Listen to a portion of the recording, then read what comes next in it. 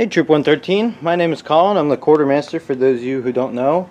And in this little video I'm going to show you guys how to set up our MSR WhisperLite stoves that we use while backpacking. So for those of you who haven't been backpacking with us before, these are the little stoves that we use to boil water, and that boiling water cooks our dehydrated meals. Because we're backpacking, we have to carry everything we need for the weekend on our backs, so we're not going to bring any big propane tanks or normal Eureka stoves or whatever.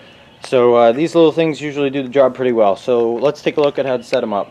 So laid out in front of you on the table here is pretty much everything you need. This is the actual stove itself. This is a ground pad that you set up. These just unfold, and this will sit on the ground where you're cooking to protect it from any heat or gasoline that falls from the stove. This is the windscreen. Just unroll this like this, and you take the two ends and you go ahead and just fold them together. This one happens to be a little bit on the small side, so I'm going to do one fold there. There you go. That keeps the wind from blowing the stove out once you set it up. This is the pump that pressurizes the fuel tank, and this is the fuel tank. This is the bag it comes in. Everything you need will be in here. There's also a flint and steel in here, but I'm going to end up using my own. So let's set this thing up. Alright, so I'm going to start with the fuel bottle here. To get this cap off, you have to push down and twist. It's like a medicine bottle. And what you want to do with this cap is you want to take it and immediately put it in this bag. That prevents it from getting lost or dirty. This is our pump assembly here. This pressurizes this fuel tank, which will force the gas into the stove. What you want to do to get these in, you kind of stick this white tube in first. Then that will bend and you can angle this in like that. And then you can go ahead and screw this on. Just be careful not to cross thread it. Once it's in there, just make sure it's nice and tight. We don't want to leak or anything. Make sure this valve here is off. You twist that. Remember, righty tighty, lefty loosey. So make sure that's tight, because you don't want it to start squirting gas out of here. And this is the actual pump here. So basically I kind of just take it loosely in my hand, kind of with these fingers and my palm on top like this. And you want to make sure when you pump this, you pump it straight up and down. If you start to push off to the side, you can snap this, and then we'll have to buy a new one. And I would say 50 pumps is more than enough. So I'm going to go ahead and pump this up really quickly, and I'll be back in a second. Alright, so once that's pumped up, you can go ahead and set it aside for a second. And take a look at the stove here. So quickly, before we set this up, I want to go over how this works. So what happens is you pressurize the tank.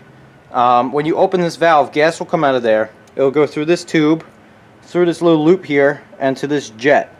Now what happens is this gas in here is a liquid by default. So the liquid will come through here and just kind of ooze out of this jet and fill this little bowl. Now what you want to do is you want to let a little gas accumulate in there, turn it off, then you light this on fire, and the heat from that will come up to this tube and vaporize it. So then once that starts happening, you'll hear hissing, and you can turn the gas on a little more. That gas will shoot straight out of the jet and come up here, and you'll get like a normal kind of propane, like a propane camping stove, that kind of look, and you'll be good to go. So that's how it works. Let's go ahead and set it up.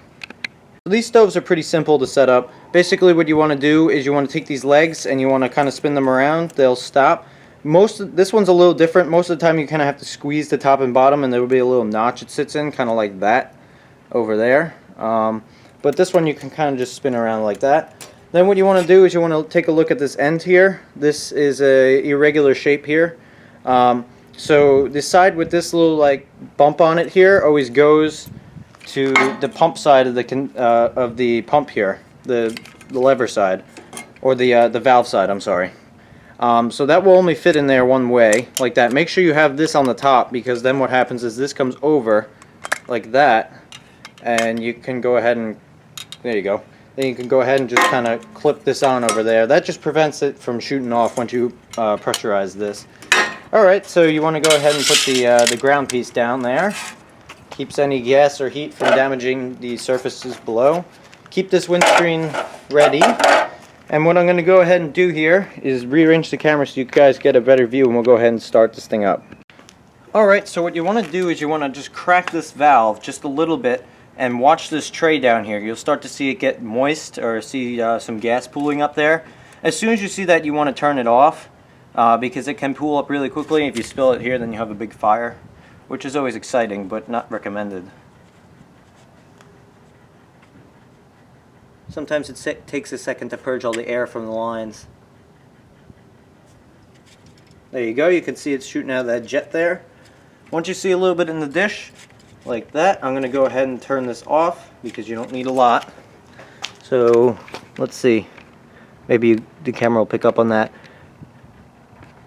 Maybe.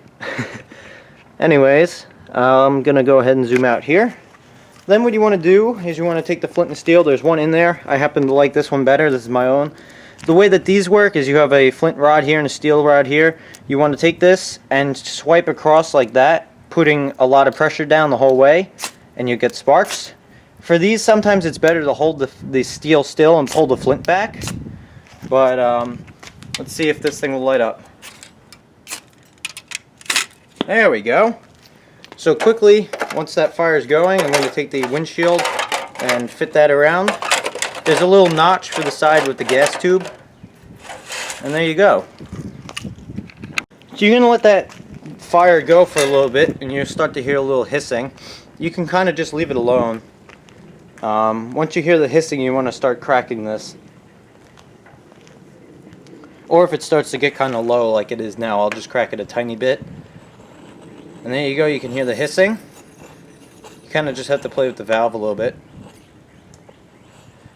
Once you hear hissing, you could slowly open this valve. You might get a little flame like this. That's just it warming up. You're almost there. Once that clears, give it a second. Once that clears, you can pretty much open this wide open. It's being a little cold-blooded today. There you go. Oh, come on.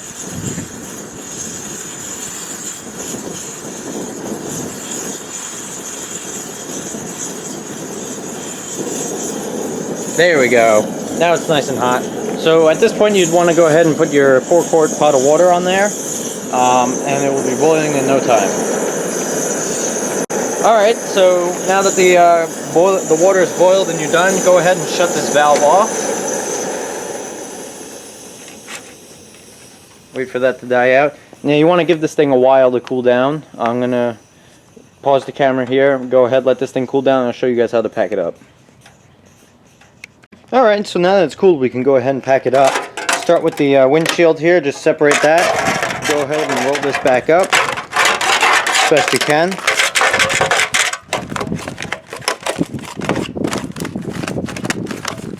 Doesn't have to be anything crazy. That can go ahead and go right back into the bag. Then just disconnect the stove here. You want to make sure this valve is off, definitely, all the way. Otherwise it will shoot gas everywhere. Now you notice there will be a little gas that will dribble out of this line, and you want to make sure you get as much of that out of there as possible, because it will damage things in the bag and such. There we go. Go ahead and fold these legs back around and hook this little hook back into the stove like that, and then that can go back into the bag as well. This just folds up like this. Nothing too crazy. Alright, so last thing to do is take care of the fuel bottle. I grabbed the cap from the bag that I put in there earlier. Now you just want to be careful when you do this, because one, you definitely don't want it on its side. You want it straight up and down. And two, this thing's under a lot of pressure, so a little bit of gas mist might spray out at you. So just be careful. Like that. Just crack it enough so that the pressure can slowly be let out, so you won't spray gas everywhere. You can unscrew that. Then just kind of work this out the way you put it in. You kind of bend that, lift that up, just dribble any off. I always just push it once, and you see a little gas pop out of there. Then that can go ahead and go back in the bag. And this cap can go back on here. Make sure, or drop it on the ground first. That always works. Just make sure when you put it back in here that this is nice and tight, because if this spills in your backpack, that would not be good. Push down to make sure it's tight all the way, and there you go. So anyways, that's pretty much it. There's not a whole lot to these things, but I hope you learned something in this video, and stay tuned for the next video about the water filters.